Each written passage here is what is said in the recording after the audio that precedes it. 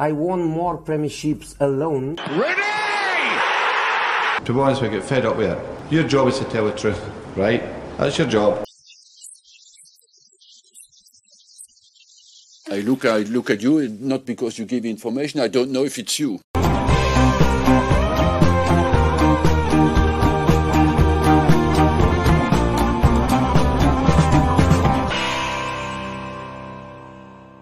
Hello guys, vous êtes bien sur le podcast God Save the Foot. God Save the Foot, la rédaction qui traite et analyse en profondeur l'actualité du foot anglais et britannique.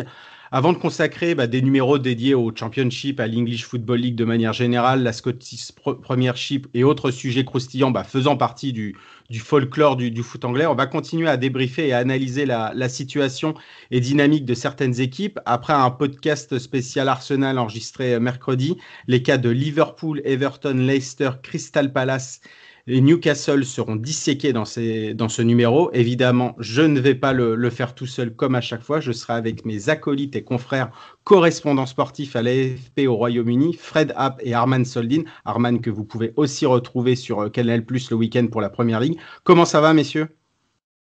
Ça va bien, merci. Très bien, merci beaucoup pour l'invitation encore. Pas de souci, c'est toujours un plaisir. Vous êtes délecté devant la démonstration encore de City hier ? Malheureusement, moi j'ai regardé de l'Atlético.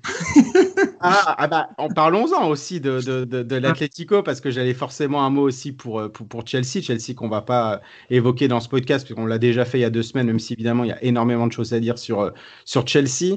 C'est vrai que le match était compliqué, cadenassé, et puis surtout un Atlético, ça fait pas vraiment une bonne pub pour la Liga en tout cas. Mais j'imagine que vous êtes levé de votre canapé devant le but d'Olivier Giroud. Ouais, non mais Giroud, encore une fois, plus surprenant, alors tu le pensais entre guillemets relégué au banc en début de saison, etc. Et là qui revient et qui met encore un but à la Giroud. En fait, dans quelques années, en fait, quand on va regarder les highlights, là je regarde encore sur Twitter, c'était le cas il y a quelques années, et on va vraiment croire que c'est un attaquant extraordinaire, ou peut-être c'est vraiment un attaquant extraordinaire. Voilà. Ouais, t'as un peu le même sujet. C'est un attaquant extraordinaire. Je veux dire, sa longévité, sa capacité à marquer avec très peu de temps de jeu, c'est un joueur sous-coté très largement. Alors, ça ne sera pas l'un des 10 meilleurs attaquants de l'histoire, mais c'est un joueur qui a eu sa place au très haut niveau pendant longtemps et qui a toujours répondu présent lorsqu'on lui a fait confiance. Donc c'est un très grand attaquant. Oui, complètement. Et puis c'est pas, on va dire, c'est un joueur en tout cas qui est très bon en tout cas dans ce qu'il fait, dans ses qualités, dans ce qu'on lui demande.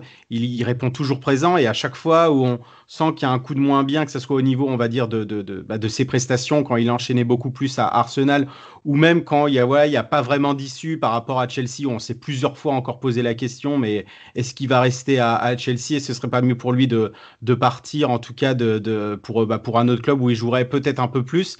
Et finalement, à chaque fois que ça soit Lampard ou là du coup Tourelle le remet devant, ou en tout cas en selle, à chaque fois il répond présent. Alors oui, certes parfois c'est des très beaux buts, certes parfois c'est des buts un petit peu soit de raccro ou soit évidemment des tapines, mais ça en tout cas il répond à chaque fois là où on lui demande, et puis c'est à chaque fois extraordinaire. Donc on ne sait pas où il peut aller. Il a 34 ans il me semble, et finalement plus les années passent et plus il est je veux dire, il répond toujours présent, donc à voir un petit peu où ça peut aller. En tout cas, c'est sûr que c'est très bien pour lui, et très bon évidemment pour Chelsea et l'équipe de France. Alors, comme je l'ai dit, on va pas parler de Chelsea, on va parler plutôt d'une équipe qui a une dynamique quand même assez négative. C'est le champion en titre, Liverpool, qui a perdu donc à Anfield contre l'ennemi intime Everton dans le 238e derby de la Mersey. Là, je vais vous dire un petit peu des dates et des chiffres. Donc, c'est la 4e défaite d'affilée en Première Ligue. Donc, c'est la première fois depuis décembre 2002 sous Gérard Rouillet. La 4e défaite d'affilée à domicile, donc à Anfield. On l'a plus vu depuis décembre 1923. Évidemment, ça remonte à perpète. On voit surtout évidemment une équipe et une machine qui s'enraye de plus en plus. toujours les mêmes mots, on va dire dernièrement, une attaque un petit peu atone, donc manque de créativité, d'idées, on voit plus vraiment les combinaisons qu'on avait l'habitude de voir avec le trio magique. Un problème évidemment en défense, 19 buts de plus encaissés au même stade, donc après 25 matchs que par rapport à la saison dernière, donc 34. Quel est le problème? Est-ce qu'il y a plusieurs problèmes? Quel regard peut-on avoir en ce moment pour Liverpool, Fred? Liverpool, pour moi, ils connaissent un petit peu la saison qu'avait connue Manchester City en pire qu'avait connue Manchester City l'année dernière, c'est-à-dire cette impression de fin de cycle. On sort de 2-3 saisons extrêmement riches, quand même extrêmement denses, qui ont beaucoup tiré sur la corde. Donc une difficulté à retrouver de l'allant. Une certaine malchance, un manque de réussite ou en tout cas voilà des faits de jeu qui tournent pas en leur faveur, des matchs, même celui d'Everton, on peut dire que finalement il bascule sur pas grand chose. Le penalty par exemple était discutable. Ouais, assez sévère.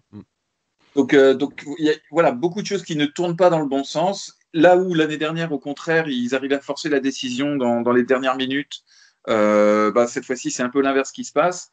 Donc, ils mangent leur pain noir. C'est, pour moi, la grosse question maintenant, c'est d'arriver à accrocher quand même la Ligue des Champions, parce que ça conditionnera beaucoup de choses au niveau budget, donc éventuellement reconstruction de l'effectif si c'est nécessaire. Et la trajectoire est inquiétante. La trajectoire est très inquiétante.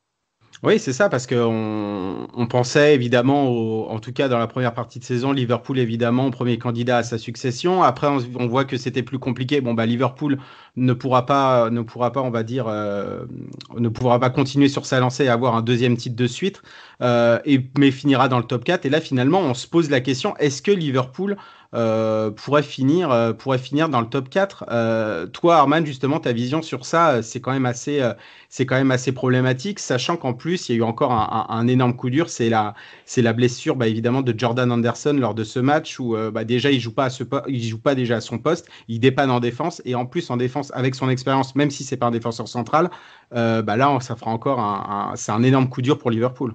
Un énorme coup dur, mais surtout, ça contribue un peu à cette annus horribilis de Liverpool, juste pour ajouter aussi à ce que Frédéric disait, à la malchance, les blessures qui s'enchaînent, des blessures de cadre. Et aussi, moi, quelque part, en ce moment, je me suis un peu intéressé au fait que Klopp n'a pas vraiment de plan B, en fait. Son équipe, deux saisons précédentes, c'est quasiment les mêmes équipes quand même, où ça marche très bien. Surtout le trio d'attaque, c'est toujours le même, etc. Et au milieu, on avait quand même un très grand Fabinho, Wijnaldum et Henderson. Cette saison, ces trois-là n'ont pas du tout joué ensemble. Je crois que c'est seulement le premier match de la saison où ils ont joué ensemble au milieu. Ce qui est assez surprenant, surtout qu'on savait un peu comment ils étaient rassurants et comment ils étaient créatifs quand ils étaient tous les trois au milieu. Donc oui, pas de chance, les blessures et le manque de plan B. On voit peut-être qu'aussi à l'hiver, ils ont peut-être fait l'erreur de ne pas recruter. Peut-être qu'ils ont trop eu confiance en Klopp, qui malheureusement, on voit qu'il n'a pas non plus les éléments pour se renouveler. En vrai, il y a qui sur le banc pour changer de plan tactique ou autre? Il n'y en a pas. En fait, il a été abandonné par ses propriétaires. Moi, je trouve qu'au lieu de comment ils ont galéré pour recruter un défenseur central, alors pourquoi ils n'ont pas mis le paquet? Ils savaient qu'ils étaient au fond. C'était pas un truc nouveau. Ils étaient au fond pendant le mercato hivernal et on ne lui a pas donné la chance ou l'opportunité de recruter. Je trouve que c'est scandaleux. Enfin, j'ai trouvé ça surprenant. Oui, tu as eu raison. Il y avait eu un papier justement de The Athletic qui disait que peut-être pour la première fois depuis son arrivée, Klopp a peut-être été abandonné, en tout cas par le board, en tout cas au niveau, on va dire, de ses envies, en tout cas pour le mercato. Bon, c'est vrai qu'il y a évidemment des problèmes aussi financiers du côté de Liverpool, mais ce serpent de mer qui est arrivé évidemment à partir de novembre, vraiment, quand il y a aussi les blessures de Fabinho qui s'enchaînaient pour un petit peu remplacer Van Dijk derrière, de prendre un nouveau défenseur central. À un moment, on s'est dit, avec Nat Phillips et puis Rhys Williams, ça pourrait le faire, mais évidemment, ça reste encore des jeunes et puis qui n'ont pas du tout encore les qualités pour enchaîner. Le mercato d'hiver a traîné du côté de Liverpool et puis à la fin on voit qu'ils ont pris Ben Davies, mais Ben Davies, même si c'était un des meilleurs joueurs de Championship, ils l'ont pris à 6 mois de la fin de son contrat, mais pour l'instant il a toujours pas commencé à jouer et évidemment on voit pas ce qu'il peut faire dans cette équipe, en tout cas, avec une plus grosse pression et puis des attentes, surtout dans un secteur décimé. Et puis, évidemment, Ozan Kabak, toi, Fred, Ozan Kabak, donc il a fait ses débuts contre Leicester, on a vu évidemment, alors que ce soit lui ou pas lui, mais en tout cas, il y a eu la mésentente avec Alisson. Là, il y a eu donc ce but où il est un petit peu aussi responsable, même s'il n'y a pas que lui, mais en tout cas, il a sa part de responsabilité dans le but de Richarlison au début du match. Comment tu juges un petit peu ces débuts? Est-ce que tu penses que Liverpool peut se reposer, en tout cas, au moins sur lui derrière, en tout cas en charnière centrale, pour essayer de continuer à performer et accrocher ce top 4? De toute façon, je pense qu'ils n'ont pas vraiment le choix de se passer de lui, surtout avec la blessure de Henderson. Là, les options sont tellement limitées derrière qu'il va jouer. Et de toute façon, comme c'est un prêt avec option d'achat, il faut aussi quelque part qu'ils le testent pour savoir si oui ou non ils le gardent. Bon, moi, je pense qu'ils le garderont. C'est plus un joueur en devenir, c'est vrai, mais dans la situation actuelle, faut espérer qu'il arrive à se mettre rapidement dans le rythme et dans le collectif. L'erreur avec Alisson, bon, pour moi, en tant qu'ancien gardien de but, j'ai tendance à charger plutôt Alisson quand même, parce que je trouve qu'il s'avance vraiment très loin à un moment où c'est pas nécessaire. Donc voilà, mais oui, pour moi, ils peuvent pas faire sans, ils doivent continuer à jouer avec lui, et je pense qu'il a les qualités pour ça. Ce qui est vraiment dommage, là, c'est qu'on avait l'impression que c'était peut-être reparti avec Leipzig, où le match avait bien tourné en faveur de Liverpool, et ça rechute derrière. Bon, moi, je pense qu'il faudra aussi, on ne pourra pas faire l'économie à Liverpool, un club qui se targue de tout préparer, de tout calculer, de faire vraiment attention aux moindres détails, s'interroger sur ses blessures. Alors oui, on sort de saisons très intenses avec la Ligue des Champions remportée, ensuite le championnat. Nerveusement, ça a beaucoup tiré sur la corde, physiquement aussi, parce qu'en plus, Klopp n'est pas un entraîneur qui fait énormément tourner. Donc, il fallait que ça lâche un moment. C'est vrai que c'est des circonstances particulières, une trêve très courte, plein de choses, mais ça frappe quand même de voir autant de blessures dans un effectif. Donc, il y a sans doute eu aussi un problème dans la gestion, à mon avis, des organismes. Et là, on retombe sur ce que disait Herman sur le banc aussi. Je pense qu'il y a eu... on a laissé la poussière s'accumuler sur le banc. Lovren est parti. On voit que Origi est quand même plus du tout une option devant satisfaisante. Shaqiri, c'est un petit peu mieux, mais enfin, ça reste quand même pas vraiment du niveau du reste.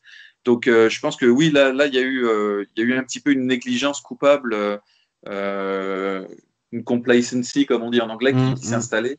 Et cet été, il faudra penser 11, mais il faudra aussi penser banc. Et c'est un gros chantier.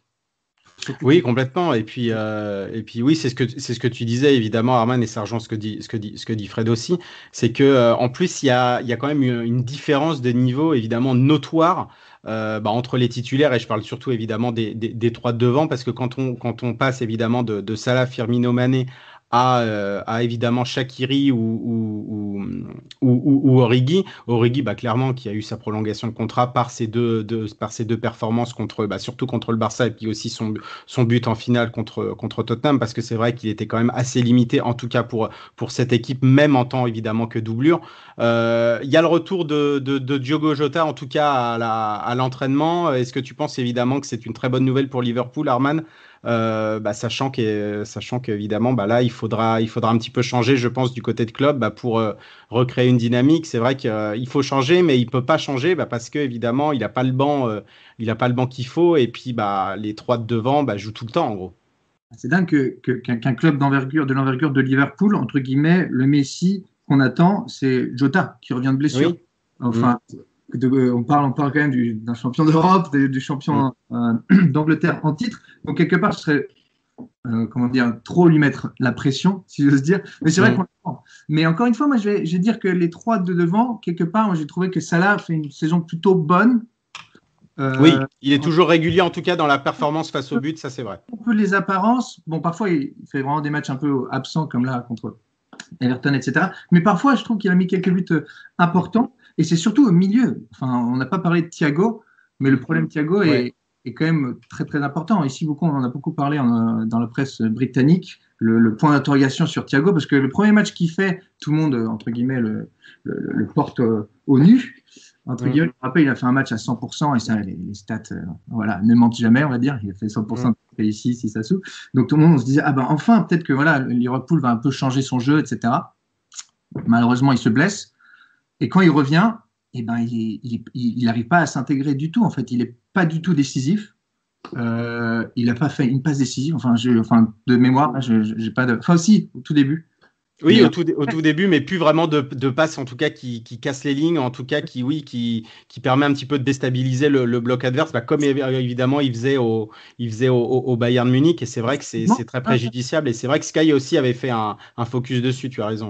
Ouais, non, mais en vrai, quelque part, Liverpool, maintenant, il y a qui sur le banc? On avait acheté Thiago. Malheureusement, tout le monde s'est blessé. Au milieu, il n'y a plus personne.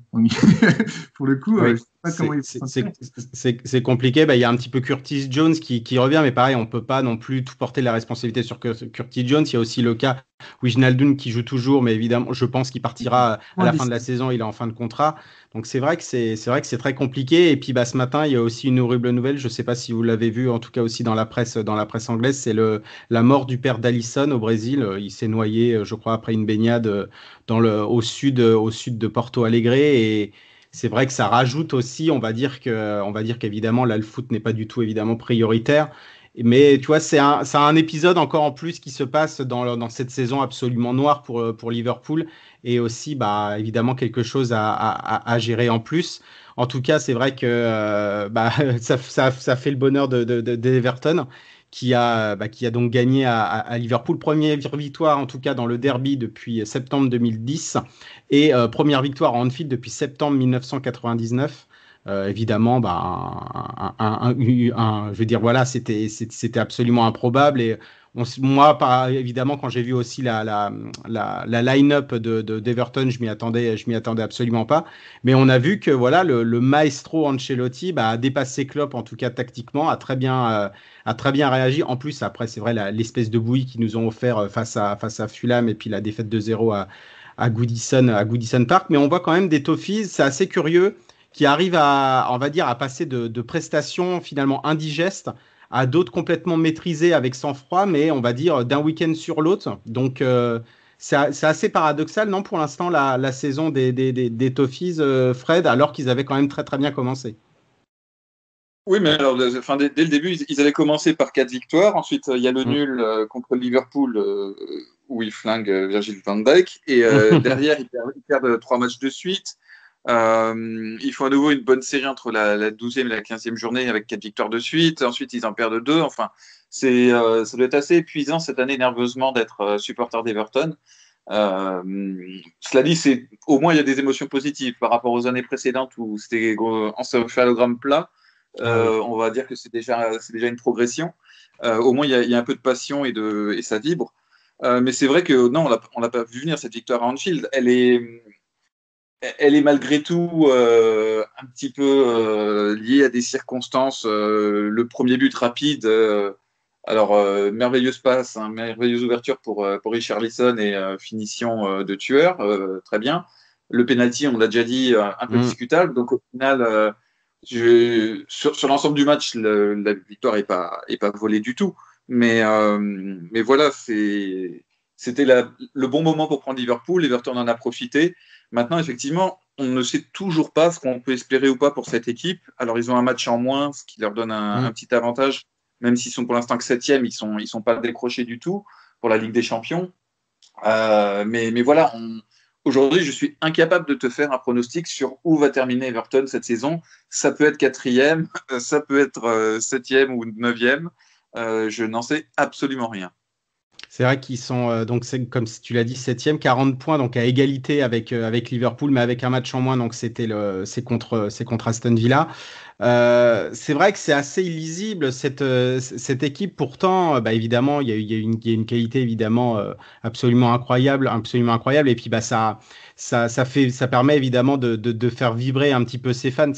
Tu l'as dit évidemment, Avant, c'était quand même des saisons assez mornes. Je repense à l'ère Marco Silva, en tout cas du côté d'Everton, où il y avait strictement rien qui se dégageait de cette équipe. Alors, ok, évidemment, parfois il y avait des résultats, mais il y avait pas de passion, il y avait pas de manière, il y avait rien du tout. Là, c'est vrai qu'il y a une grosse irrégularité. Mais voilà, on sent évidemment quelque chose voilà, qui peut battre un petit peu au fond des cœurs des fans d'Everton. Alors, il y a toujours évidemment des manques. On voit quand Dominique Calvert-Lewin n'est pas là, c'est très compliqué. On a vu Richarlison qui joue à ce poste, mais moi, je préfère plus Richarlison quand il est un petit peu sur un côté. Ils ont recruté Josh King tout à la fin du mercato. Josh King qui était un petit peu dans une impasse à Bournemouth parce que lui, il voulait partir et c'est vrai que le club, on va dire, et lui aussi, ont mal géré un petit peu cette situation. Donc, il y a tout ça à voir. Toi, Arman, aussi, ton regard sur cette équipe d'Everton qui nous enchante et puis qui peut parfois nous énerver devant des prestations quand même assez indignes. Quand tu parles de prestations indignes, la défaite contre Fulham ou encore... c'était... C'est quand même une équipe, entre guillemets, qui joue l'Europe ne devrait pas perdre des points contre des petits. Vraiment des petits, pour le coup. Certes, ils rencontrent Fulham un peu quand ils vont un peu mieux, etc. Mais ouais, donc ils alternent le chaud et le froid. Il y a quand même pas mal d'absents aussi. Il y a Alan qui n'a pas beaucoup joué, il y a Rodriguez qui n'a pas beaucoup joué non plus. Je trouve qu'en attaque, il manque vraiment. Enfin, Alex Iwobi ne fait pas vraiment le poids quand Calvert-Lewin n'est pas là, etc. Ça c'est sûr. Il était venu en plus avec une très forte somme d'argent, pardon. Et puis c'est toujours un petit peu ce qui est très discutable du côté des fans d'Everton où c'est pas vraiment en tout cas la recrue, en tout cas ce type de prestation qu'on attendait d'Alexis Iwobi. Non, c'est sûr. Bon, après, un autre joueur que j'aime beaucoup, c'est Doucouré, qui je trouve que c'est vraiment la mobilette qui est vraiment partout sur le terrain, et quand il est dans un grand jour, ça fait vraiment la diff. Je pense notamment au match contre Manchester United, où justement on a vu un peu Everton peut-être prendre une autre posture face à Manu, entre guillemets, le complexe de jouer contre Manu a été un peu dépassé sur là, avec l'égalisation à la dernière seconde, lors d'un match totalement fou. Ils perdaient 2-0 à la mi-temps à Old Trafford, donc quelque part, moi je pensais que c'était ce moment-là qui allait être, entre guillemets, un peu le tournant, mais bon, après ils sont retombés dans leur truc. Ils ont peut-être le syndrome de cette équipe 5-6-7 qui, entre guillemets, contre les grands, réussissent bien, puis perdent des petits points contre les petits. Oui. Vraiment une inconstance. Mais bon, à voir. Rien n'est joué. Ils ont un match en moins, comme disait Fred. Donc, Oui, c'est vrai que tu as bien fait de le dire. C'est vrai que quand tu termines un petit peu entre la 7e et la 10e place, tu peux évidemment très bien performer contre les gros, puis après complètement t'écraser contre le 18e, le 18e. C'est quand même assez incompréhensible parfois. Mais il y a quand même... c'est Arsenal et Tottenham. Oui, complètement. En fait, c'est presque un compliment. Voilà, exactement. Mais en tout cas, il y a quand même des bonnes nouvelles. Donc, on avait vu parfois même beaucoup, Tom Davies, le petit de Finch Farm, évidemment beaucoup critiqué depuis peut-être un peu un an et demi, 2 ans par les fans d'Everton, comme quoi il n'était pas vraiment au niveau. Là, il est revenu. Contre Old Trafford, il a fait une très bonne prestation. J'ai beaucoup aimé aussi sa prestation face à Everton, face à Liverpool, pardon, en tout cas contre les gros. Tu as parlé de Doucouré, évidemment, pas besoin d'en rajouter. Il y a surtout une très bonne nouvelle. Là, c'était signé hier ou il y a 2 jours. La prolongation de contrat de Lucas Digne jusqu'en 2025. J'imagine, Fred, oui, que c'est ce qu'on attendait, évidemment. Il y avait les pourparlers qui ont duré, mais c'est ce qu'on attendait du côté d'Everton, en tout cas, pour re-signer Lucas Digne. Oui, et puis alors une prolongation de longue durée, parce que quand même jusqu'en 2025, c'est quand même rare de voir un joueur re-signer pour aussi longtemps. C'est des durées de premier contrat, mais rarement de prolongation. Donc oui, écoute, ça, c'est vraiment... il a parlé lui-même de mariage extraordinaire avec Everton, et c'est vrai que depuis son arrivée, il s'est tout de suite senti très bien. Il a été très performant. Il a été élu joueur du club dès la première saison. C'est un joueur aussi dont on parle assez peu. En France, il est toujours un peu moqué parce que il n'a pas forcément eu le même impact dans les équipes. À Lille, si, mais pas au Paris Saint-Germain. Pas non plus au Barça non plus, parce que forcément il était la doublure de Jordi Alba. À l'AS Rome, c'était aussi un petit peu plus compliqué parce qu'il était aussi en prêt, donc il n'y avait pas de vision. Et puis là, enfin il enchaîne, et puis c'est vrai qu'il déchire tout finalement. mais c'est l'un des meilleurs latéraux de bien Première sûr. Ligue. Il faut Complètement. que derrière les deux de Liverpool, c'est celui qui crée le plus d'occasions par ses centres. Il est déjà à 6 passes décisives cette saison. Donc, en ayant raté 7 matchs à cause de sa blessure à une cheville. Donc, non, Lucas Digne, c'est vraiment le top niveau des latéraux en Première Ligue. Et c'est une excellente nouvelle pour Everton, effectivement, de le fidéliser comme ça. Ça montre que le club veut garder ses meilleurs éléments et reste ambitieux. Et je pense que jouer aussi sous les ordres d'un Carlo Ancelotti, ça doit être un vrai plaisir pour lui parce que il doit encore, même à 27 ans, apprendre sur la tactique et c'est une belle histoire. Et voilà, on espère maintenant qu'il y aura le passage à l'étage au-dessus parce qu'il mérite aussi de connaître les compétitions européennes. Et donc voilà, on lui souhaite de connaître ça peut-être dès la saison prochaine. En tout cas, oui, Arman, Lucas Digne à l'Euro ou pas? C'est compliqué, c'est une question compliquée. C'est compliqué, mais après, pourquoi pas? Enfin, Deschamps parfois fait des petites mini-surprises, on va dire. Mais on va voir. Franchement, j'ai pas envie de m'avancer. Déjà déçu, évidemment, de pas être à la Coupe du Monde 2018, mais je pouvais le comprendre aussi, même si après, on avait vu ce qu'avait fait Lucas Hernandez, mais c'était évidemment compliqué de prévoir ça avant. Mais là, évidemment, s'il n'est pas dans la liste, je pense que sa déception ira un cran au-dessus et c'est tout à fait logique d'ailleurs parce que c'est vrai que oui, comme tu l'as dit, c'est juste après Robertson et puis Trent Alexander-Arnold, c'est le latéral qui crée le plus, Fred, et puis surtout cette utilisation de sa patte gauche. On a vu aussi c'était contre Fulham, il me semble. Bon, même s'il y a eu ce couac face aux Cottagers, que aussi parfois Ancelotti pouvait le mettre aussi, pourquoi pas un petit peu plus haut et parfois dans un milieu à 4 ou à 3 où il peut plus encore attaquer.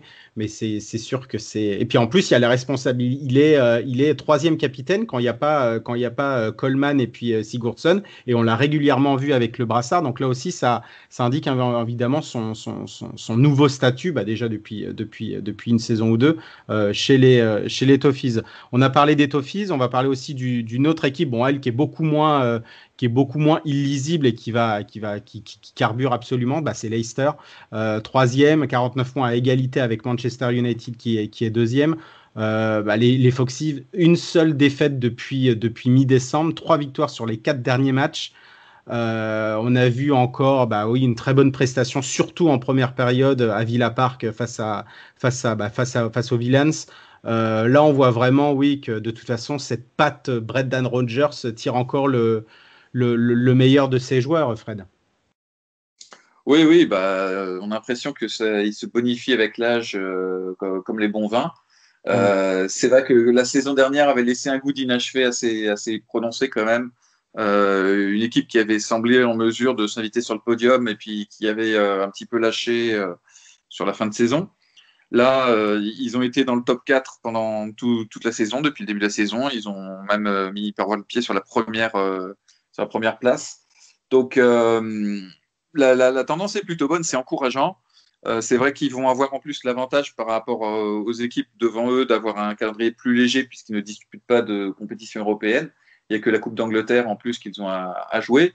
Donc, on sent en plus qu'il y a vraiment une variété de dangers et de meneurs dans cette équipe et que tout ne repose pas que sur Maddison et Jamie Vardy. On sent qu'il y a vraiment... le danger peut venir de partout et que voilà, cette équipe paraît très complète, très solide. Derrière aussi, ils ont différentes options pour les postes de centraux en défense. Donc, non, c'est vraiment un bon outsider et il pourrait même, à mon avis, prendre la deuxième place. En tout cas, la lutte sera intense jusqu'au bout. Moi, je t'apporte. Attends, juste avant, Herman, je t'apporte une précision, Fred. Ils sont en Ligue Europa et ils sont en quart de FA Cup. Je ne sais pas si c'est ce que tu voulais dire aussi, Herman. Non, non, mais Non, non. il n'y a pas de, il y a pas de, il y a pas de souci. Mais de toute façon, ton discours va très bien aussi, même même s'ils sont en Europe et encore en FA Cup, on voit évidemment que ça marche très très bien et que Madison est en feu. Cependant, Madison a été blessé, a été blessé face à Villa encore à la hanche et c'était un petit peu cette même hanche, je veux dire où il a été opéré la saison dernière où il avait loupé un petit peu le restart. Donc, voir un petit peu évidemment comment ils vont gérer évidemment cette absence. Mais en tout cas, c'est vrai qu'Arman, en tout cas, cette équipe marche sur l'eau et on voit pas vraiment, en tout cas, ce qui peut l'arrêter, en tout cas pour finir sur le podium. Bah, moi, justement, j'allais enchaîner en disant, bah, justement, peut-être le calendrier, il faudrait faire gaffe parce que Ouais, comme ils ont ce quart de finale contre Man U, ils ont l'Europa League, et on voit qu'ils ont fait match nul à Prague, je crois que c'était la semaine dernière ou il y a oui, 2 semaines. c'est ça, 0-0. Donc Ouais. peut-être que la meilleure chose qui puisse leur arriver, c'est de se faire éliminer en Europa League s'ils veulent vraiment, entre guillemets, se focus sur le championnat, car voilà, ils jouent un très beau football, ils sont plaisants à regarder. Attention aux blessures, on voit que là, de temps en temps, ils ont perdu Fofana il y a quelques semaines, ils avaient perdu Vardy aussi pendant quelques semaines, mais bon, entre guillemets, ça n'a pas vraiment impacté l'équipe plus que ça. Donc ça, c'est vraiment une bonne nouvelle pour Brendan Rodgers. Mais voilà, attention au calendrier, moi je dis, parce qu'on se rappelle la saison dernière, Leicester qui s'est un peu écroulé après un très très bon début de saison. Bon, attendons de voir. C'est vrai que tu parlais des blessures et il faut en parler parce qu'on parle évidemment beaucoup des blessures, en tout cas à Liverpool, qui touchent les cadres et en tout cas évidemment à des postes clés. Mais Leicester a autant, voire si ce n'est plus, mais en tout cas autant au moins eu aussi des gros problèmes de blessures. Il y a Suyunshu qui a été blessé aussi, parfois aussi par choix. Il avait été laissé sur le banc, mais il avait été blessé. C'est pour ça aussi que Fofana enchaînait. Fofana est blessé. Denis Pratt, qui était aussi une alternative au milieu et qui joue régulièrement, est blessé aussi. On n'a pas encore de notification quant à son retour, mais il me semble que c'est jusqu'à la fin de la saison ou en tout cas peut-être jusqu'à fin avril, début mai. James Justin, évidemment le merveilleux latéral droit qui joue aussi latéral gauche dans cette équipe et qui avait joué toutes les minutes possibles pour Leicester en Première Ligue et qui est blessé, qui pouvait évidemment être un candidat en équipe d'Angleterre, en tout cas pour faire partie des 23, pas titulaire, mais faire partie des 23. Donc ouais, il y a eu Timothy Castagne aussi qui a été blessé, qui est revenu d'ailleurs, qui s'est un petit peu fait remarquer lors du match contre Aston Villa par sa merveilleuse fausse touche pour le deuxième but de Barnes. Je ne sais pas si si vous aviez fait attention, mais c'était assez drôle. Mais ils ont été quand même impactés par les blessures, mais au-delà de ça, ils ont quand même réussi à faire face. Oui, Herman, tu me disais. Ils sont quand même restés troisième, enfin égalité de points. Oui, bien sûr, bien sûr. Donc du coup, finalement, ils ont réussi à faire face. Et surtout, évidemment, devant, quand on a Madison, Vardy et surtout Fred, j'ai envie encore de t'interroger sur lui parce que il est absolument merveilleux. C'est Harvey Barnes, ce joyau, 9 buts, 4 assists. En tout cas en première ligue. Je pense que c'est vraiment aussi un candidat pour Gareth Southgate, qui l'observe, qui était à Villa Park, en tout cas dans la tribune. Il voulait voir aussi Jack Grealish. Il a vu James Maddison aussi blessé. Mais en tout cas, Harvey Barnes devient aussi peut-être une vraie option, en tout cas en backup pour cette équipe d'Angleterre. Ouais, alors c'est un poste où Gareth Southgate a quand même beaucoup Ouais, de choix c'est ça. possibles. Donc, c'est un peu comme la poste de latéral droit aussi, où c'est un peu l'embouteillage. Ça va être un vrai casse-tête. Hein. Oui, ça va être intéressant de voir comment il va régler ça. Et je pense que en fait, c'est le système qui va dicter ses choix. Et dans son système, un joueur de côté comme Harvey Barnes, en fait, mais capable aussi de repiquer et d'être présent devant le but, je pense qu'il s'intègre tout à fait dans la philosophie de Southgate. Donc, je pense que sur son profil, oui, il a une vraie carte à jouer. La seule petite chose, ce sera peut-être le manque d'expérience et de vécu commun, et c'est compliqué d'intégrer des joueurs comme ça au dernier moment. Et malheureusement, la saison fait qu'il n'y a pas eu beaucoup d'opportunités pour le tester, mais c'est vrai que oui, non, c'est un joueur qui confirme, puis qui apporte vraiment beaucoup de fraîcheur, beaucoup de simplicité, de tonus, et voilà, il était peut-être aussi, alors sur cette fin de saison, il apportera peut-être ce qui avait manqué à Leicester la saison dernière, et c'est un vrai plaisir de le voir jouer. Donc, ils ont beaucoup de chance, les Anglais, quand même. Ils ont beaucoup de jeunes talents comme ça, dans cette, de 19 à 23 ans. Ils ont quand même tellement de joueurs offensifs intéressants à suivre que, bon, voilà. Malheureusement, certains seront des talents gâchés parce que tous ne pourront pas réussir et être sélectionnés avec l'Angleterre. Mais en tout cas, ils ont un énorme réservoir. Toi, justement, je voulais t'en parler, Herman, de Kasper Schmeichel, parce que évidemment, c'est quelqu'un dont tout le monde connaît, évidemment, les suiveurs de la Première Ligue, mais qui est jamais, évidemment, j'ai l'impression, en tout cas par les observateurs et peut-être les médias en avant, alors que pour moi, c'est l'un des meilleurs gardiens du championnat, évidemment, fils aussi d'une légende, donc peut-être que ça aide aussi, même si évidemment, c'est pas automatique. Mais quand on regarde évidemment à chaque fois ses prestations et puis le fait d'être serein évidemment dans sa cage, évidemment il a 30 ans, donc évidemment il a son expérience avec lui. Moi vraiment je le mets dans mon top 3 des meilleurs gardiens de Première Ligue, parce que c'est vrai qu'à chaque fois il régale, et je trouve justement qu'on en parle peut-être limite pas assez. On parle beaucoup de Maddison, de Vardy, là évidemment de Barnes à juste titre d'ailleurs, de Fofana aussi, mais je trouve que Kasper Schmeichel parfois il est un petit peu, je ne vais pas dire mis dans l'ombre, mais voilà, il est un petit peu derrière tout ça, alors qu'il est autant important qu'eux. Non, mais tu as tout à fait raison. C'est vrai qu'on n'en parle pas beaucoup. Malheureusement, c'est un peu le problème parfois avec les gardiens, qu'on met pas vraiment, s'ils sont pas exubérants ou s'ils n'ont pas une personnalité explosive. Mais c'est vrai que, par exemple, j'ai pas souvenir non plus qu'il soit blessé. Enfin, c'est vraiment qu'entre guillemets la tour de contrôle de Leicester depuis des années. C'est une année maintenant qu'il est là.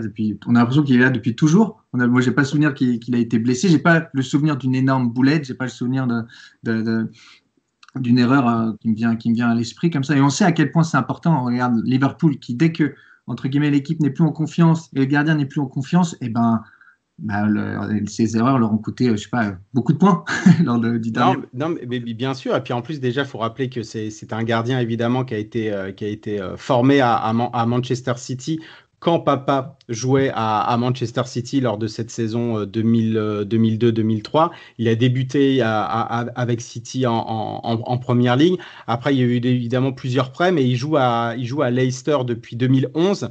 Et puis c'est vrai qu'avec ce club, donc il a tout connu évidemment, le Championship, le retour évidemment de Leicester en Première Ligue, et évidemment ce titre. D'ailleurs, c'est l'un des derniers de l'effectif aussi à avoir fait partie de l'aventure 2015-2016 et ce merveilleux titre. Donc ouais, c'est un petit peu en tout cas dommage qu'on en parle pas assez. On parle pas assez aussi d'une autre équipe, mais ça, je peux comprendre aussi, même si c'est toujours important évidemment de voir un petit peu sa dynamique, c'est Crystal Palace. Alors là, évidemment, on va dans la deuxième partie de tableau. Les Eagles qui sont 13e, 32 points. Donc les Eagles qui ont gagné incroyablement à Brighton, donc face à l'ennemi intime, à la A83, donc c'est l'espèce d'autoroute qui sépare évidemment, on va dire, la municipalité de Brighton et puis le quartier de Croydon La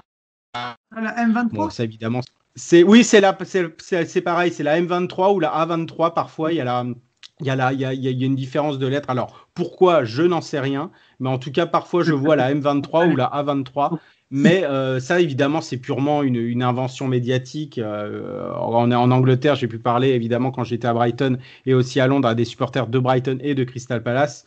Voilà, ils m'ont bien confirmé que c'était qu'une pure invention médiatique et qu'en tout cas, dans les supporters en tout cas des deux clubs, on n'évoque jamais évidemment ce derby ou cette confrontation par cette appellation-là, ce qui est un petit peu logique d'ailleurs. Mais en tout cas, Crystal Palace a gagné en tout cas au bout du bout à l'Amex Stadium, évidemment lors d'une rencontre où il y a pratiquement rien eu. Ils ont strictement rien fait de la seconde période et ils ont marqué en fait en gros sur leur première attaque en seconde période, donc à la 94e minute. On voit quand même que Crystal Palace c'est quand même toujours un jeu minimaliste. Il y a quand même des gros coups durs, à chaque fois dans cette équipe. Il y a eu la défaite contre Burnley à domicile 3-0 qui souffrait d'aucune contestation. Là, il y a eu la victoire à Brighton. Mais voilà, dans le jeu, ça laissait clairement à désirer. Il n'y avait toujours pas Wilfried Zaha. Et évidemment, bon, bah là, c'est un petit peu une palissade pour toi, Fred, mais c'est quand il n'y a pas Wilfried Zaha, c'est un jeu quand même très, très minimaliste. Et puis, bah, Roy Hodgson semble s'en satisfaire finalement. Oui, oui, bah, je pense que c'est vrai. Alors, Wilfried Zaha, il pèse incroyablement sur les résultats de Crystal Palace. Je lisais récemment que ça doit faire maintenant 21 matchs qu'il a ratés sur les 3 dernières saisons. Ils en ont perdu 18 Ouais. et sur 16 de ces matchs, ils n'ont pas marqué. Donc, clairement, sans Wilfried Zaha, Crystal Palace, c'est plus la même équipe du tout. C'est vrai qu'il se repose énormément sur lui. On espérait cette année que, avec notamment le Ebrechi Eze et bon, il y a eu d'autres, même Michy Batshuayi qui leur a été prêté. Enfin, on espérait que des gens viendraient un peu apporter autre chose, mais on constate que ça reste compliqué. Donc, faut quand même saluer la roublardise de l'inoxydable Roy Hodgson, qui a encore réussi à trouver des solutions et qui cachait pas son plaisir après le match. Je crois que les 2 seuls ballons touchés dans la surface adverse contre Brighton, c'est les 2 buts. Oui, Donc, c'est exactement ça. Voilà, mais comme il a expliqué à la fin du match, ce qui compte, c'est le nombre de buts marqués et les buts encaissés, pas le nombre de touches dans la surface adverse. Donc voilà, ça peut paraître cynique, mais c'est vrai que Crystal Palace, on se demande un peu quel est le projet à long terme à part vivoter en Première Ligue. Ils s'en satisfont très bien. Bon, ça reste l'équipe dont on n'a pas spécialement envie de voir les matchs quand même, il faut le dire. Même s'il y a encore une fois, il y a des joueurs qui sont intéressants à voir. Mateta, je pense qu'il va leur apporter aussi de la présence dans le but. Ça va être intéressant. C'est quand même un très bon buteur. Donc à voir. Mais voilà, ils vivotent. Et là, ils sont tranquilles. Ils sont dans le ventre mou. Il y a pas mal d'équipes derrière eux. Donc même si le trou est pas énorme avec Fulham, ils sont pas plus inquiets que ça. Donc voilà, c'est vraiment l'équipe de milieu de tableau typique, quoi. Ah bah complètement, puisque depuis leur remontée en Première Ligue pour la saison 2013-2014, ils ont toujours terminé, donc jusqu'à bah, la saison dernière, entre la 10e et la 15e place. Et finalement, bah, même au fur et à mesure, on va dire, des saisons, bah, on va dire qui s'enchaînent en Première Ligue, évidemment, bah, il y avait eu les augmentations des droits TV, etc. Il y a eu des ventes, évidemment, qu'on a apportées au club. Ben, finalement, on pensait peut-être, pourquoi pas voir un Crystal Palace bah, revenir, pourquoi pas se battre pour une place pour la première partie de tableau. Et bah non, j'ai l'impression en tout cas qu'ils s'en satisfassent. Et puis bah, surtout, l'exemple le plus frappant, c'était la saison dernière où ils avaient validé complètement leur maintien juste avant le lockdown. Et finalement, on s'était dit, bah, justement, au restart, comme il n'y a plus de pression, bah, ils vont pouvoir évidemment jouer en tout cas pour essayer d'avoir une place en première partie de tableau, peut-être pas l'Europe, mais en tout cas bien finir à la 8e, 9e place, etc. Et en fait, mis à part le premier match à Bournemouth, que des défaites hormis le dernier match. Évidemment sans enjeu contre Tottenham, mais c'était fou évidemment. Et puis ce projet de jeu où il y avait strictement rien. Et là, je vais venir vers toi, Arman. Pourtant, justement, donc on parlait du secteur offensif avec Wilfried Zaha quand il est là, pas là. Et quand on regarde évidemment bah, ce qui compose évidemment ce secteur offensif, on voit quand même évidemment beaucoup d'attaquants. Jordan Ayew, Christian Benteke, Michy Batshuayi. Et là, donc du coup, comme tu en as parlé, Fred, Jean-Philippe Mateta. Et pourtant, bah, il n'y a toujours pas évidemment une logique claire pour aligner, on va dire, ces 2 attaquants dans ce 4-4-2. Non, c'est vrai que et puis il marque peu entre guillemets. Crystal Palace, on a beaucoup parlé de Wilfried Zaha et à quel point il était important. Moi, j'ai quand même une bonne petite chose. Enfin, c'est un joueur que j'aime bien, Eze Eberici. Où il était avant, il était à QPR. Il était à QPR, il avait disputé tous les matchs évidemment la saison dernière à QPR. Et puis oui, c'est une petite pépite. C'est pour ça que on veut pas non plus être trop dur avec lui. Il arrive, c'est vrai, dans une équipe avec un projet de jeu peut-être pas forcément en accord avec ses qualités, mais Crystal Palace a besoin évidemment d'un joueur comme lui. Évidemment, ils l'ont pris aussi un petit peu pour l'avenir et pourquoi pas évidemment le vendre plus cher. Mais oui, tu as raison C'est pour ça que moi j'étais un évidemment peu de parler, de faire un peu. avant le début de la saison, comme voilà, on l'a répété, ils ont acheté pas mal d'attaquants, dont Eze Berici, donc j'aimais beaucoup. Et je me suis dit, qu'est-ce que ça a donné avec Wilfried Zaha, etc. Parce que Crystal Palace, c'est toujours très offensif. On a l'impression que les deux ailiers et tous les attaquants, entre guillemets, attaquent, bah oui. Oui. Mais au final, cette saison un peu décevante. Ouais, non, je ne saurais l'expliquer. Tu parlais de la saison précédente, c'était fou parce que tu disais qu'ils allaient jouer l'Europe. Parce que je me rappelle, avant l'opération Restart, ils étaient 7e ou 8e et ils avaient une possibilité sérieuse enfin d'accrocher l'Europe. Hein. Oui, je me rappelais plus vraiment en tout cas de leur classement en ce moment, mais en tout cas ils avaient complètement l'équipe pour finir en tout cas de manière en tout cas assez, on va dire, facile dans la première partie de tableau. Et finalement, ils se sont complètement écroulés. Et puis ça se voyait un petit peu aussi sur le terrain, parfois des prestations. Et il y avait eu justement la presse anglaise et beaucoup de fans justement qui n'ont évidemment pas apprécié, on va dire, le peu d'ambition du club. Et quand on atteint ses objectifs quand même à 7-8 journées de la fin, et que même plus peut-être, et que finalement, il n'y a pas vraiment, on va dire, la motivation pour faire plus, ça pose quand même question, surtout pour une équipe qui est quand même, ça va bientôt faire 10 ans qu'ils sont en première ligue. Donc c'est compliqué. Pourtant, il y a eu quand même des bons choix aussi faits dans le recrutement. Moi, il était déjà là depuis un an ou deux. C'est Gary Cahill qui semble un petit peu avoir retrouvé, on va dire, une seconde jeunesse. C'est vrai qu'il a fait un très bon match contre Brighton, mais en même temps, c'est vrai que la défense de Crystal Palace avait été bien sollicitée, donc évidemment on pouvait évidemment bien voir et analyser la performance de chacun dans ce back four, mais ça reste un petit peu compliqué, toujours chez Kouyaté qui est mis évidemment derrière, alors que c'est un milieu de terrain de base. Mamadou Sakho finalement qui fait plus partie des plans. Bon, là il est blessé, mais qui fait plus partie des plans. Quel avenir un petit peu pour Mamadou Sakho, Fred? Oui, là, c'est vrai que ça va être compliqué, surtout qu'il a quand même eu pas mal de pépins physiques au cours de sa carrière ces dernières années. Donc, voilà, je n'ai pas en tête la durée de son contrat encore avec Crystal Palace, mais je pense même qu'au-delà de Crystal Palace, ce ne sera pas forcément facile pour lui de trouver un club en Première Ligue pour rebondir, ou peut-être un promu éventuellement, mais pour apporter son expérience. Mais c'est vrai que c'est de toute façon une équipe assez en moyenne d'âge plutôt élevée, hein, Crystal Palace. Hodgson manifestement n'aime pas trop travailler avec des joueurs trop jeunes. Donc on parlait de Eberechi Eze, c'est vrai qu'il a 22 ans, mais il fait plutôt une bonne saison quand même, un peu irrégulière, mais ce qui est normal lorsqu'on découvre le haut niveau à son âge. Mais on sent déjà quand même qu'il apporte des choses.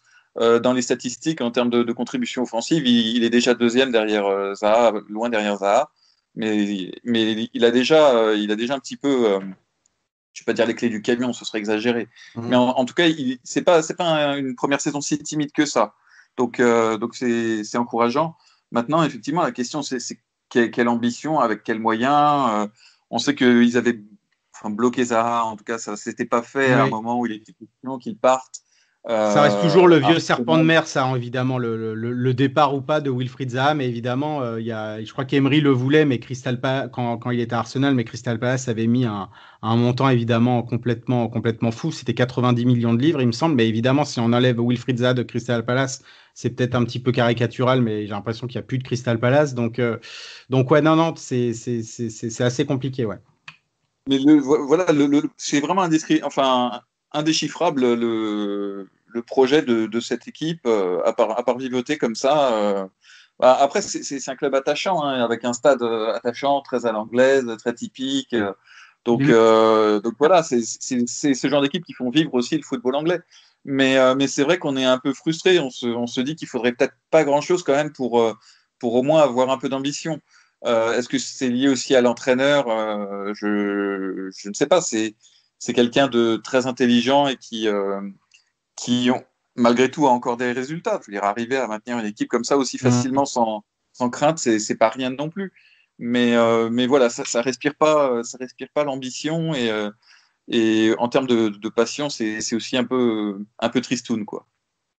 Oui, et puis surtout pour ce merveilleux public là évidemment il est pas dans le stade, mais pour Sellers Park je sais pas si vous l'avez fait les gars comme Stan, mais qui est absolument merveilleux. Et puis on voit vraiment le folklore du foot anglais. Alors ça reste évidemment du foot d'élite, et si on veut vraiment être à fond sur un petit peu toutes les caractéristiques du foot anglais, il faut aller évidemment dans les divisions, évidemment, on va dire un peu plus basses. Mais en tout cas, voilà, on va dire que cette atmosphère-là, pardon, du foot, on va dire des divisions inférieures, respire un petit peu en tout cas à Selhurst Park, et c'est vrai que c'est un petit peu dommage. C'est un petit peu on va dire le projet de Steve Parish, donc le président de Crystal Palace, c'est évidemment d'être concentré sur son stade et de refaire évidemment la tribune d'honneur. Et pour l'instant, c'est vrai qu'au niveau des marchés des transferts, il y a un petit peu évidemment il y a un droit de regard, et puis ils ont pris évidemment Eze Berici qui était, on va dire, convoité par plusieurs clubs, en tout cas en première ligue. Mais c'est vrai qu'après, il n'y a pas vraiment d'ambition. On voit toujours évidemment les mêmes joueurs d'année en année. On voit toujours évidemment Joel Ward derrière. On voit toujours Scott Dann évidemment qui est là. Luka Milivojevic, ça fait déjà au moins 4-5 ans qu'il est là aussi, donc il est toujours performant. Mais voilà, on a un petit peu aussi de voir un petit peu cette équipe à chaque fois régénérée. S'il y a en tout cas une satisfaction à avoir, en tout cas du côté de Crystal Palace, hormis évidemment Wilfried Zaha, qui lui de toute façon c'est une satisfaction à chaque saison, donc on va pas mettre le point dessus. C'est surtout Vicente Guaita, Arman, qui se pose en tout cas comme alors je vais pas le mettre évidemment dans mon top 3, mais en tout cas c'est comme Karl Darlow, donc on va en parler tout à l'heure, qui se pose en tout cas comme un des meilleurs gardiens du championnat. C'est toujours compliqué de juger un gardien dans une équipe qui prend beaucoup de buts. Oui. Mais c'est vrai que quelque part, oui, s'il fallait entre guillemets faire un choix, il serait peut-être dans le top 5, on va dire. Mais toujours compliqué. Moi, je ne l'ai pas beaucoup vu jouer, pour être vraiment honnête. Et moi, le seul, entre guillemets, comment j'en entends parler, c'est avec le nombre de buts qu'il encaisse. À chaque fois, évidemment, c'est pas de sa faute, mais je ne saurais en dire plus sur Guaita. Tu saurais en dire plus. En tout cas, il avait enchaîné les parades contre Tottenham lors du fameux match 1-1 où Crystal Palace était revenu. Et puis à chaque fois, en fait, il répond présent. Alors évidemment, il fait des boulettes évidemment de temps en temps pour n'importe quel gardien, mais en tout cas, il respire en tout cas pas mal de sérénité, et on voit que c'est un gardien sur lequel en tout cas Crystal Palace compte. Et on voit en tout cas qu'il est devenu très très très très important pour Crystal Palace, et puis pour continuer un petit peu, on va dire, je veux pas dire cette dynamique, parce que c'est vrai que Crystal Palace n'en a pas. Crystal Palace n'a pas de dynamique, comme évidemment Newcastle, et on va donc finir sur les Magpies où il y a énormément de choses à dire. Newcastle qui est 17e avec 25 points. On pensait que Newcastle, on va dire, serait sauvé, et que que la descente concernerait Sheffield United, West Brom et puis Fulham. Et finalement, Fulham est revenu en tout cas à 22 points, 3 points derrière Newcastle qui a perdu à Old Trafford. Évidemment, Fred, là, c'est une grosse inquiétude qui commence à grimper, en tout cas du côté des fans des Magpies. 2 victoires depuis mi-décembre, 8 défaites sur les 10 derniers matchs. La relégation, évidemment, qui guette. Et surtout, on voit aucune force collective qui se dégage de cette équipe. Oui, alors je me souviens qu'à la première édition du podcast, tu m'avais invité, j'avais désigné Newcastle comme l'équipe la plus en danger parmi les équipes qui n'étaient pas dans la zone rouge, pour éventuellement l'atteindre, ce qui n'était pas non plus la prédiction la plus audacieuse, je le reconnais. Oui, alors c'est très compliqué. On a quand même eu l'impression que dans le jeu, c'était un peu mieux à Manchester United, au moins jusqu'au deuxième but de Manchester. Alors, ils ont perdu évidemment leur attaquant devant, ce qui va leur poser des problèmes. Ouais, Callum Wilson, ouais. Qui était quand même un peu la recrue, qui était censée aussi tirer le club vers le haut, et en tout cas lui éviter de se retrouver dans cette position-là. Saint-Maximin revient bien après son Covid, qui l'a laissé affaibli pendant assez longtemps aussi, et il leur a beaucoup manqué. Donc C'est compliqué. Je pense effectivement que je comprends que les supporters de Newcastle serrent les fesses à l'heure actuelle parce que la tendance est vraiment pas bonne et maintenant le matelas est vraiment très mince. Mais malgré tout, ça va presque pas assez mal pour se dire qu'il faut virer absolument l'entraîneur et changer quelque chose. Et c'est peut-être la pire des situations parce qu'en fait, on veut éventuellement y croire encore et en même temps, on est très inquiet. Donc, c'est la position la plus inconfortable sans doute. Tu as parlé évidemment de Callum Wilson, donc qui est évidemment l'attaquant numéro 1 et qui est blessé pour 8 semaines. Il y a aussi Javier Manquillo qui est blessé pour 8 semaines, la même durée pour Fabian Schär, donc quand même des joueurs quand même assez importants de cette équipe, surtout aussi donc pour Wilson et pour Fabian Schär. On voit aussi évidemment des joueurs pas qui sont pas au niveau, mais on attendait un petit peu qui step up un petit peu cette équipe. J'avais beaucoup d'espoir moi pour Jamal Lewis. Alors évidemment, je vais pas lui tomber forcément dessus, mais je m'attendais un petit peu encore à ce qui augmente ses performances avec ce qu'il nous avait montré avec Norwich la saison dernière. De l'autre côté, du coup, Steve Bruce se retrouve avec Emil Kraft parce qu'ils ont vendu DeAndre Yedlin et Emil Kraft n'a clairement pas le niveau, en tout cas pour la Première Ligue. Et puis son but, en tout cas, il y avait déjà aussi un but qu'il avait encaissé devant Aubameyang qui était quand même ridicule. En tout cas, sa position, en tout cas défensive, était ridicule. Là, c'était pareil, il a pris 2 fois la soupe contre Rashford aussi, puis il est à chaque fois en retard sur quasiment tout. C'est assez compliqué et tu as raison finalement. Fred, je pense que le souci, c'est peut-être pas un petit peu Steve Bruce, et finalement s'en séparer là, ça ne réglerait absolument pas le problème. Le souci, évidemment, c'est beaucoup plus haut. C'est Mike Ashley, le propriétaire, c'est Lee Charney, le managing director, qui gère aussi évidemment le recrutement. Toi, Arman, ton regard, on va dire général sur ce club, sur ce board, de la façon dont il est géré, j'imagine que voilà, c'est pas très réjouissant, quoi. Très réjouissant, on connaît le conflit qui oppose un peu les propriétaires, parce que c'est vraiment un club historique, Newcastle, du championnat anglais, avec une très grande fanbase. Ça représente vraiment beaucoup quand on monte un peu dans le nord. Oui, complètement. Ils sont vraiment attachés à leur club. Quand, par exemple, la saison dernière, ils boycottaient les tribunes avant qu'il y ait l'arrêt avec le Covid. Les supporters boycottaient le stade. On voit que ça dure depuis longtemps. On voit que récemment, ils n'ont pas réussi à vendre le club, je crois, et ça n'a pas été validé. Oui, depuis 2007 et que Mike Ashley a repris le club, il y a eu plusieurs tentatives de reprise, dont évidemment la dernière, celle qui s'est étendue pendant tout l'été, avril, mai, juin, qui finalement n'a pas été au bout, enfin qui n'a même pas été statué encore officiellement par la Première Ligue, et donc qui ne va pas aller au bout, et qui avait fait évidemment beaucoup parler au niveau extrasportif. Mais voilà, il y a toujours ce problème avec Mike Ashley qui cherche à vendre, les supporters n'en veulent plus. Mais toujours ce problème, évidemment, au niveau, on va dire, de comment gérer le club, quoi. Et surtout, un club maintenant à la 17e place, à quelques semaines, on va dire, de la fin de la saison, ça va être compliqué parce que voilà, c'est pas très réduisant. On connaît pas, on sait aussi qu'ils ont un calendrier, moi je trouve assez difficile, surtout à la toute fin de la saison, ça va être compliqué. Ils enchaînent ils enchaînent Liverpool, Arsenal, Leicester, Man City. Et il termine avec un grand Fulham. Et oui, et c'est ça justement. On se termine peut-être, en tout cas si on reste toujours dans ces mêmes sphères-là, on se termine peut-être avec une grande finale pour la relégation à Craven Cottage. Donc ça aussi, ça fait beaucoup parler. Ça fait aussi beaucoup parler quand le gouvernement avait dit aussi que les supporters pourraient peut-être revenir à partir du 17 mai. Mais en tout cas, ça serait possible pour la dernière journée de Première Ligue, qui est le week-end du 22 mai. Évidemment, ça fait beaucoup parler parce que si des supporters sont amenés regarder évidemment le match depuis les tribunes de Craven Cottage, ça leur donnerait forcément, on va dire, un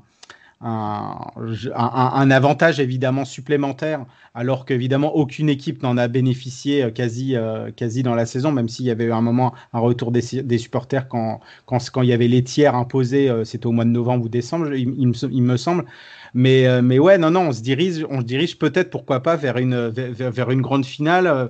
Ça sera assez alléchant, non, Fred? Oui,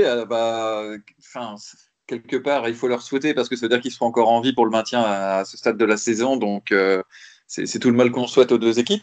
En même temps, c'est toujours cruel d'avoir l'impression de tout jouer sur 90 minutes, même si c'est pas vrai. Si on se retrouve dans ces situations-là, c'est parce qu'on n'a pas fait ce qu'il fallait dans les 37 premières journées. Mais en termes de passion, et si effectivement ça pouvait coïncider en plus avec le retour des supporters dans les tribunes, évidemment qu'on est pour. D'autant plus qu'on n'est pas trop supporter ni de l'un ni de l'autre, donc on peut regarder ça juste en connaisseur et en amateur. Mais oui, non, oui, le calendrier, je pense, c'est vraiment un gros problème pour un gros caillou dans la chaussure de Newcastle. Et enfin, s'ils inversent pas la tendance rapidement, je suis même pas sûr qu'à la 38e journée, ils soient encore en position de se sauver. Donc il faudra guetter, à mon avis, n'importe quel signe dans les 4-5 prochains matchs, parce que si rien ne se réenclenche, ça sera quand même compliqué de remonter derrière. Vas-y, Arman, je ne sais pas si tu voulais ajouter quelque chose. Juste, enfin, faut vraiment insister sur l'importance de Callum Wilson à Newcastle, qui était quasiment le seul à marquer avant, depuis que Saint-Maximin était aussi blessé, enfin pas blessé, pardon, mais en rémission du Covid pendant très très longtemps. Donc sans lui, 8 semaines, la saison est quasi terminée du coup.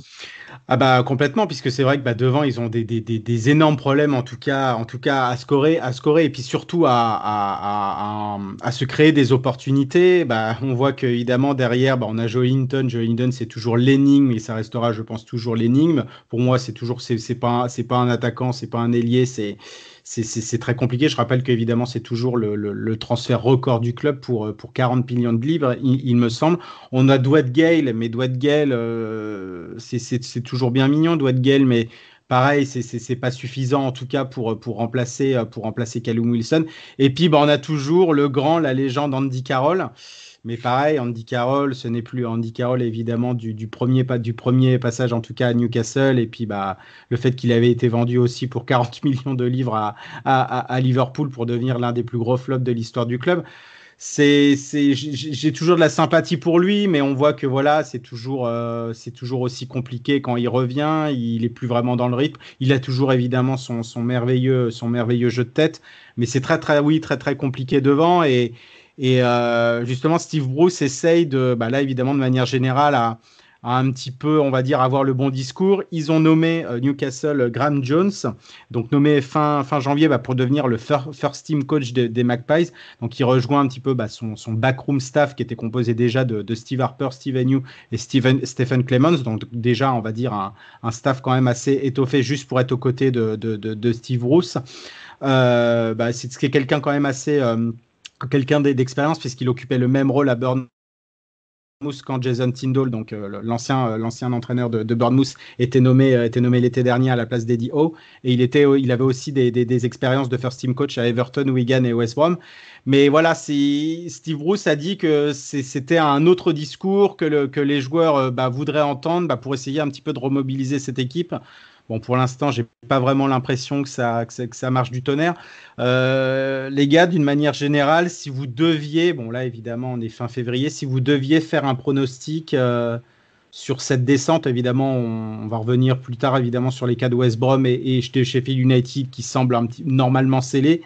Mais si vous devez vous prononcer sur qui de Newcastle ou de Fulham ou peut-être d'un autre, parce qu'il y a tous les autres, enfin en tout cas les Brighton, Burnley ne sont pas forcément aussi à l'abri.